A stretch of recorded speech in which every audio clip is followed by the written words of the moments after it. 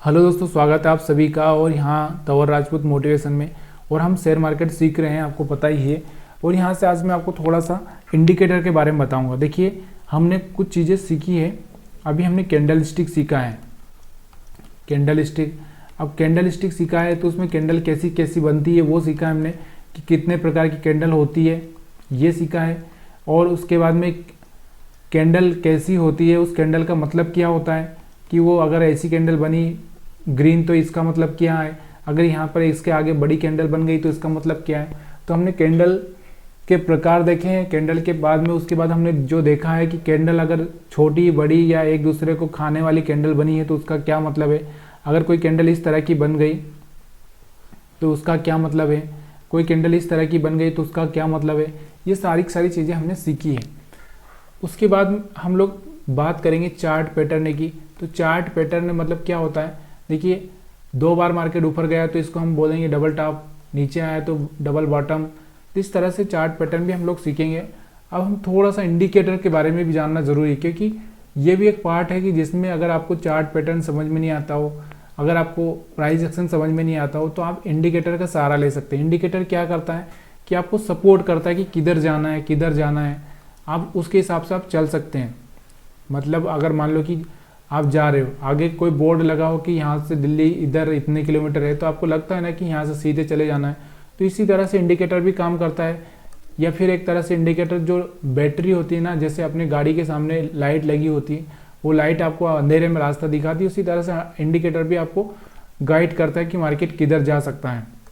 लेकिन ऐसा नहीं है कि वो 100% वो काम करेगा। तो यहाँ पर मैं आपको आज मूविंग एवरेज के बारे में थोड़ा सा सिखाने वाला हूँ। तो मैंने एक मूविंग एवरेज लगा के रखा है। मूविंग एवरेज कौन सा है, यहाँ पर आप देख सकते हो। यहाँ पर 50 का मूविंग एवरेज लिया है मैंने, ताकि आपको सिर्फ इन्वेस्टमेंट के बारे में हम लोग बात करेंगे। अगर आपको इन्वेस्टमेंट भी करना है तो आपको किस तरह से यहाँ से इन्वेस्टमेंट करना है। तो यहाँ पर एक जो चार्ट मैंने लगाया है वो है चार्ट रुस्तम जी करके। रुस्तम जी एक कंपनी है जिसका चार्ट हमने लिया है। आप चाहे किसी भी कंपनी का चार्ट ले लो, ज़रूरी नहीं है कि आपको इसी का चार्ट लेना है। तो यहाँ पर जो मूविंग एवरेज है, मूविंग एवरेज क्या काम करता है, पहले तो इस बात को समझने की कोशिश करना। देखिए, मूविंग एवरेज का मतलब क्या होता है, जैसे कि एक का वेट 50 किलो है, एक का 40 किलो है, और एक का 10 केजी है, और एक का 20 केजी है, और एक का 70 केजी है। ये सारे के सारे, जैसे आप मान लो यहाँ पर जितनी भी कैंडल बनी है यहाँ से यहाँ तक की, अगर इन सबका वेट हम लोग जोड़ें और उसका एवरेज निकालें, मान लो उसका एवरेज निकालें, तो वो एवरेज, इसको मूविंग एवरेज को कहते हैं। तो ये क्या करता है, जैसे ही कैंडल बनती है उसको ऐड कर लेता है, उसका एवरेज लगाता जाता है, एवरेज लगाता जाता है। और एवरेज जैसे ही इसके ऊपर आता है, इस मूविंग इस लाइन के ऊपर, तो ये लाइन के ऊपर आने के बाद में ये सिग्नल देता है कि अब ये एवरेज बहुत ज़्यादा हो चुका है। मतलब इसका नंबर जो है, पहले क्या कर रहा था, ये 450 के नीचे ही चल रहा था ये एवरेज, अब ये 450 से ऊपर आ चुका है, 475 पे आ चुका है, मतलब इस लाइन के ऊपर आ चुका है। समझ रहे होगे ना आप?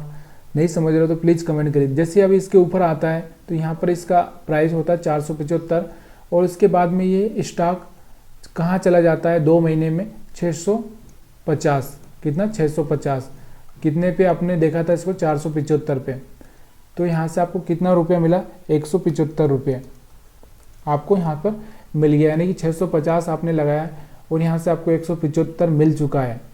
आगे समझ में, कम से कम 25% के आसपास यहाँ पे आपको मिल चुका है। अब कितने दिनों में मिल चुका है, तो यहाँ जून, जुलाई और अगस्त, 3 महीने में आपको यहाँ पर इतना मिल चुका है 25%। जबकि अपने को बैंक में कितना मिलता है, 6%, 7%, वो भी एक साल में। समझ में आ रहा है? और यहाँ पे आपने इतने दिनों में ले लिया। इसके आगे हम देखेंगे दूसरे किसी स्टॉक्स को जिसमें कि आप इन्वेस्टमेंट करना चाहते हैं। जैसे L&T फाइनेंस की बात करता हूँ मैं। अब L&T फाइनेंस आपको दिख रहा होगा। देखिए, जैसे इस मूविंग एवरेज के ऊपर लाइन आई थी, यहाँ पर देखो, तो ये 90 रुपये पे था। जैसे इसके ऊपर क्लोजिंग की इसने, तो ये यहाँ पर 90 रुपये पे था। उसके बाद ये स्टॉक अगर हम बात करें तो कहाँ जा चुका था, 90 रुपये से। तो यहाँ पर अगर इसको हाईएस्ट देखें तो ये कम से कम 140 जा चुका था यहाँ से, 90 से, यानी कि 50 रुपये यहाँ से आपको मिल चुके थे। और कितना था ये स्टॉक उस टाइम में, 90 रुपये। कितना था, 90। यहाँ से आपको कितना रुपये दिया इसने, 50% तक आपको यहाँ पर दे दिया। 50% रिटर्न आपको दे दिया। कितने महीने में, तो यहाँ से मई, जून, जुलाई में 3 महीने में अगर 50% मिल चुका है आपको, तो और क्या चाहिए आप? 50% मतलब आपकी जो कैपिटल है वो जो 50% बढ़ चुकी है। उसके बाद अगर हम लोग यही देखेंगे तो ये मूविंग एवरेज क्या काम करता है, यहाँ पर देखो जैसे ये इसके नीचे आया तो यहाँ पर देखो इस एवरेज लाइन के नीचे आया तो 80 रुपये पे था, और ये यहाँ पर इसके बाद 60 रुपये के आसपास आ चुका है। तो ये मूविंग एवरेज बताता है कि मार्केट में क्या होने वाला है, कब आपको बाई करना चाहिए, कब आपको सेल करना चाहिए। यहाँ पर देखो यहाँ से मूविंग एवरेज के ऊपर आया तो यहाँ से देखो ये मार्केट यहाँ से कहाँ तक पहुँच चुका है, 60 रुपये से ये 110 पे पहुँच चुका था, यानी कि डबल हो चुका है। अब आपको बहुत बार ये सवाल उठेगा कि ये बढ़ता है और घटता भी है बहुत बार, अब हम यहाँ पर क्या करें? थोड़ी देर तो यहाँ ये ऊपर आ गया, फिर थोड़ी देर यहाँ पर ऊपर आ गया, फिर नीचे आ गया, फिर यहाँ ऊपर आ गया, तो हम लोग इसमें कैसे बाई करें, कैसे सेल करें, तो सारी चीज़ें मैं आपको डिटेल में समझाऊंगा। ऐसा नहीं है कि मैं आपको अधूरा ज्ञान दूंगा, मैं पूरा ज्ञान दूंगा। यहाँ पर देखो यहाँ ऊपर आ गया तो यहाँ से हमने तो बाई कर दिया, फिर लॉस हो गया, फिर यहाँ ऊपर आया तो हमने बाई कर दिया, लॉस हो गया, यहाँ ऊपर आया तो हमने बाई कर दिया, लॉस हो गया, यहाँ पर भी आने की कोशिश की थी, यहाँ पर आया तो हमने बाई कर दिया, यहाँ से थोड़ा सा प्रॉफिट हो गया। ये सब मैं आपको समझाऊंगा अच्छे से, लेकिन इसके पहले आपको थोड़ी चीज़ें आपको सीखनी पड़ेगी। क्या है कि अगर मैं आपको ज़्यादा डिटेल देने लगूंगा तो आप झेल नहीं पाओगे, इसलिए आपको थोड़ा सा रुकना पड़ेगा। देखो यहाँ से ऊपर आया तो थोड़ा सा ऊपर गया, फिर यहाँ से ऊपर आया तो फिर यहाँ तक गया, यहाँ से ऊपर आया तो यहाँ तक गया। ये सारी चीज़ें मैं आपको सिखाने की कोशिश करूँगा और अच्छे से सिखाऊँगा, लेकिन आपको ये चीज़ें समझ में आना चाहिए कि हाँ ये मूविंग एवरेज से पैसे बनाया जा सकते हैं कि नहीं बनाए जा सकते। अभी हमने L&T फाइनेंस को देखा था, इसके बाद अगर मैं और कोई सा स्टॉक से लगा लेता हूँ, जैसे मान लो कि लोरस लैब है, लोरस लैब की अगर हम बात करें तो लोरस लैब का ट्रेंड अगर देखें हम लोग तो ये देखो इसका ट्रेंड, अभी देखो ये ट्रेंड देखो, तो ये लोरस लैब अगर हम देखें तो ये 600 रुपये से चल के 600 रुपये से नीचे आ रहा था, तो 600 से 300 आ चुका है। आपको पता है 300 रुपये आ चुका है। अब 300 रुपये ये आ चुका है, मतलब आधा हो चुका है। तो अब आपको कैसे पता चलेगा कि ये आधा हो चुका है, कितना होना चाहिए, कितना नहीं होना चाहिए, कब आपको बाइंग करना चाहिए? अब यहाँ से देखो फिर ये आधा हो चुका था, उसके बाद आप देखो ये ऊपर जा चुका है। तो यहाँ से किस तरह से यहाँ आपको देखने को मिल रहा है, सीधे 300 से सीधे कहाँ जा चुका है, 400 के आसपास जा चुका है।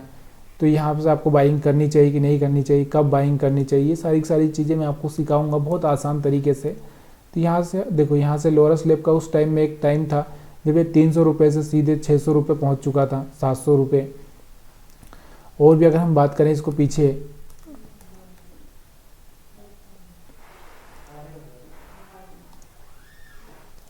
यहाँ से आप देखोगे तो यहाँ से ये 100 रुपये से सीधे 300-400 रुपये हो चुका था।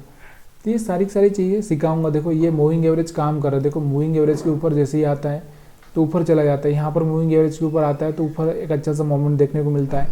तो ये इस मोमेंट में आपको कब बाई करना चाहिए, कब नहीं बाई करना चाहिए, सारी चीज़ें मैं आसानी से सिखाऊंगा। अभी सिर्फ हम मूविंग एवरेज को समझ रहे हैं, तो किस तरह से मूविंग एवरेज आपकी हेल्प कर सकता है, किस तरह से आप मूविंग एवरेज से बाइंग कर सकते हैं, सेलिंग कर सकते हैं, एक अच्छा सा प्रॉफिट बना सकते हैं। यहाँ से अगर हम और भी देखें LIC, यहाँ से LIC हाउसिंग फाइनेंस देखें तो देखो LIC आप देखो यहाँ से जैसे ही उसके ऊपर आया था सस्टेन करने लगा, तो यहाँ 350 से 500 के 475 के आसपास जा पहुँचा था। फिर यहाँ से नीचे आया तो यहाँ से लंबा सा नीचे 425 से सीधे ये आ चुका था 325 के आसपास। तो ऐसे सारे वीडियो मैं आपको यहाँ पर सिखा रहा हूँ और अच्छे से आपको सिखाने की कोशिश करूँगा। सिर्फ आपको ये देखना है कि मेरे को ये चीज़ें समझ में आ रही कि नहीं। एक छोटी चीज़ें समझना बहुत ज़रूरी है, तभी जाके हम बड़ी चीज़ें समझ सकते हैं। पहली के बच्चे को जिस तरह से हम लोग पहले A से सिखाते हैं, B से सिखाते हैं, 1 से 2 से 3 से आ से बड़ा छोट, इस तरह से हम सिखाते हैं, उसी तरह से पहले आपको ये चीज़ें सीखनी पड़ेगी, तभी जाके आप यहाँ पर इंग्लिश पढ़ पाओगे, कोई बुक, हिंदी की बुक पढ़ पाओगे, मैथ्स को सॉल्व कर पाओगे छोटे छोटे क्वेश्चन, तो तभी जाके आपको थोड़ा सा, लेकिन आप ये कंटिन्यू करोगे तभी जाके आप सीखोगे। तो आप सभी का वीडियो देखने के लिए बहुत बहुत धन्यवाद। मूविंग एवरेज को अगर आपको थोड़ा सा समझ में आया तो फिर मैं आगे डिटेल में आपको अच्छे से समझाऊंगा।